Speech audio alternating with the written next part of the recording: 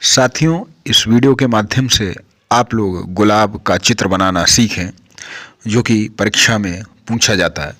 और साथ ही एक व्यूअर के कमेंट पर साहित्य समाज का दर्पण है, इस पर मैं निबंध लाने वाला हूं और उसी से संबंधित उसकी एक रूपरेखा कि साधारणतः साहित्य के दो पहलू रहे हैं। एक तो वह जिसने मनोरंजन किया और दूसरा वो जो अधिक मानवीय होता चला गया। पहला केवल मनोरंजन और दूसरा केवल आदर्श को लेकर चला है। साधारणतया साहित्य के दो पहलू रहे हैं, एक तो वह जिसमें मनोरंजन हो और दूसरा वह जिसमें हम अधिक मानवीय होते चले। पहला केवल मनोरंजन ही मनोरंजन है, उसके आगे कुछ नहीं, और दूसरा किसी आदर्श को लेकर चलता है। चूँकि मनोरंजन साहित्य का उद्देश्य अत्यंत सामायिक है, इसलिए हम दूसरे प्रकार के साहित्य पर जिसमें किसी आदर्श को लेकर चलना होता है विचार करते चलें, और इन्हीं आदर्शों पर विचार करते हुए हमें उन सभी दृष्टियों का पता चल जाएगा जिससे साहित्य देखा जाता है। यूरोप में उपन्यास साहित्य ने साहित्य की विविध कल्पना को जन्म दिया। खासकर फ्रांस साहित्यिक विचारधारा का सबसे अधिक जिम्मेवार है। रोमांस जिसमें सामायिक मनोरंजन साहित्य अधिकांश में था, फ्रांस के उपन्यासों का मुख्य विषय रहा। रोमांस जैसा कि वह शैली या कालिदास में पाया जाता है, अपनी सच्चाई के कारण, अपनी आंतरिक भाव प्रवणता के कारण आदर्श की ओर उन्मुख है।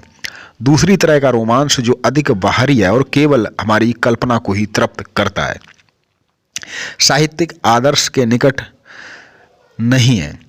कुछ इसी तरह का रोमांस फ्रांस में प्रचलित रहा। साहित्य काल्पनिक आधार छोड़कर अधिक वास्तविक भूमि पर आता गया, फिर भी काल्पनिक और वास्तविकता का इतना भेद नहीं था जितना वह अब है। परंतु साहित्य ने फिर पलटा खाया और रोमांस स्कूल के खिलाफ जबरदस्त विद्रोह हुआ। परिणाम था यथार्थवाद का प्राबल्य। पहले यथार्थवादी स्कूल में फैशनेबल लोगों के रीत रिवाज का चित्रण अधिक रहा और दूसरे यथार्थवादी स्कूल में कुरूपता का ही अधिक वर्णन रहा। दोनों स्कूल अपने आधिक्य में एकांकी हो गए और परिणामतः असलियत से संबंध खो बैठे। एक तीसरा यथार्थवादी स्कूल और हुआ जो नैतिकता के खिलाफ था। आदर्शवादी स्कूल का जन्म भी यहीं से शुरू होता है।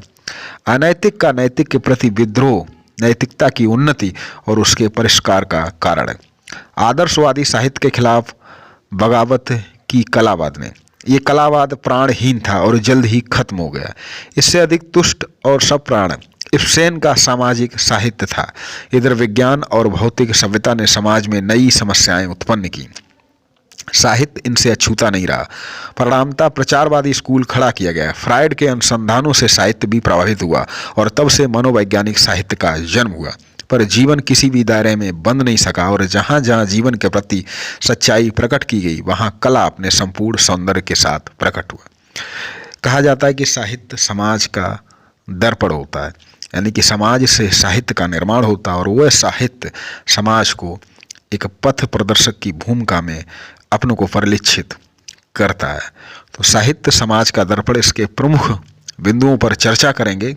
नोट्स के सहित जो कक्षा 12 इंटरमीडिएट के प्रश्न पत्रों में पूछा जाता है, इस पर आपको निबंध मिलेगा।